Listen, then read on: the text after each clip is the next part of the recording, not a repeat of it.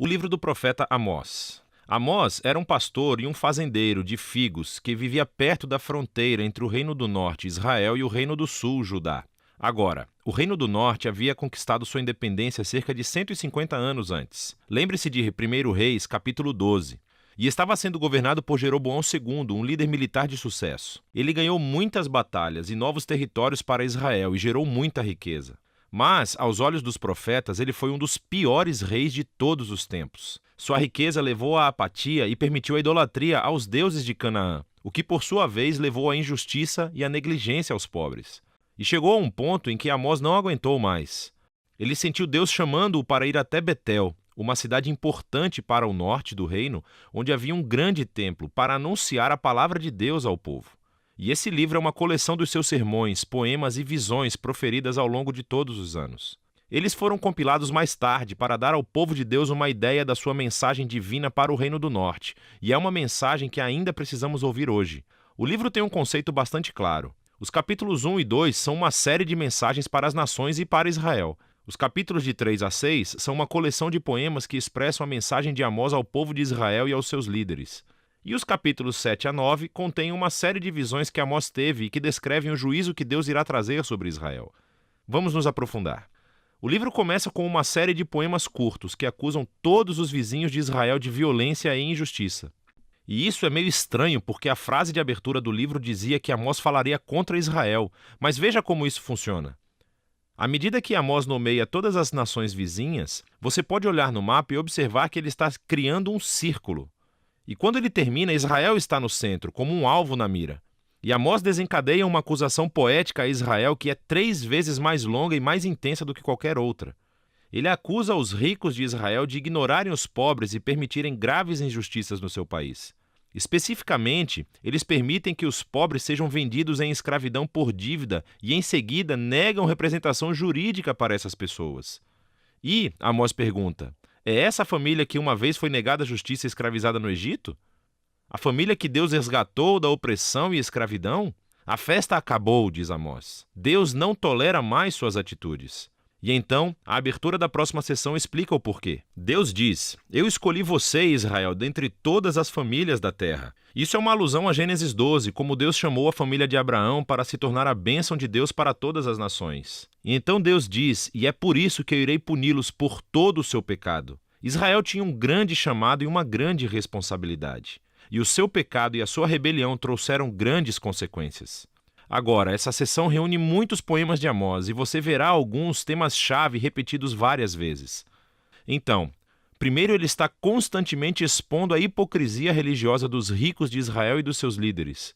E ele descreve como eles participam fielmente nas reuniões religiosas, fazendo ofertas e sacrifícios, enquanto eles negligenciam os pobres e ignoram a injustiça. E Amós diz que isso tudo é uma farsa, que na realidade Deus odeia a adoração deles porque está completamente desconectada à maneira como eles tratam as pessoas. Deus diz que um relacionamento verdadeiro com ele transformará os relacionamentos de uma pessoa. E assim, o chamado de Amós para a adoração verdadeira é deixar a justiça fluir como uma enchente e a honestidade como um rio que nunca acaba. Agora, essas duas palavras são super importantes para Amós e, na verdade, para todos os profetas. Assim, a honestidade, ou em hebraico tzedekah, refere-se a um padrão de relações justas e equitativas entre as pessoas, não importando as suas diferenças sociais. E a justiça, ou em hebraico mishpat, refere-se às ações concretas que você toma para corrigir a injustiça e criar justiça. E assim, ambos devem permear a vida do povo da aliança de Deus como um riacho que enche o leito de um rio seco. O próximo tema são as acusações repetidas de Amós sobre a idolatria de Israel. Lembre-se, quando o reino do norte se separou do reino do sul de Judá, o seu rei constituiu 2 novos templos para rivalizar com o de Salomão em Jerusalém. E ele colocou um bezerro de ouro em cada um deles. Lembre-se de 1 Reis, capítulo 12. Desde então, Israel só acumulou mais ídolos, adorando os deuses do sexo, do clima e da guerra. E na visão do profeta, a adoração desses deuses sempre levou à injustiça. Porque esses deuses não exigem o mesmo grau de justiça que o Deus de Israel. Sem mencionar que esses deuses eram imorais. Não o Deus de Israel, ele é diferente. Então ele pode dizer, busque-me para que você possa viver. E logo depois disso, pode dizer a Israel, busque o bem, não o mal, para que você possa viver. Então, a verdadeira adoração ao Deus Criador de Israel é sinônimo com fazer o bem, com generosidade e com justiça. E assim, o tema final desses capítulos é que, como Israel e o seu rei rejeitaram Amós e os outros profetas, Deus enviará o dia do Senhor. E isso é um ato de justiça grande e terrível contra Israel. E especificamente, Amós diz que uma nação poderosa virá e irá conquistar e dizimar as suas cidades e levará as pessoas para o exílio. E sabemos que a sua previsão se tornou realidade. Cerca de 40 anos depois, o Império Assírio apareceu e fez exatamente o que Amós havia dito. O livro termina com uma série de visões que Amós teve e são representações simbólicas do dia do Senhor vindouro. Então ele vê Israel devastado por um grande exército de gafanhotos, e depois por um fogo escaldante, e em seguida repleto de frutas podres. E na visão final, Amós vê Deus batendo violentamente nos pilares do grande templo de Israel em Betel, e todo o edifício desmoronando. É uma imagem da justiça de Deus sobre os líderes e os deuses de Israel, que o seu fim chegou. Mas, de repente, no último parágrafo, temos um vislumbre de esperança. Ele pega nessa imagem de Israel como um prédio destruído.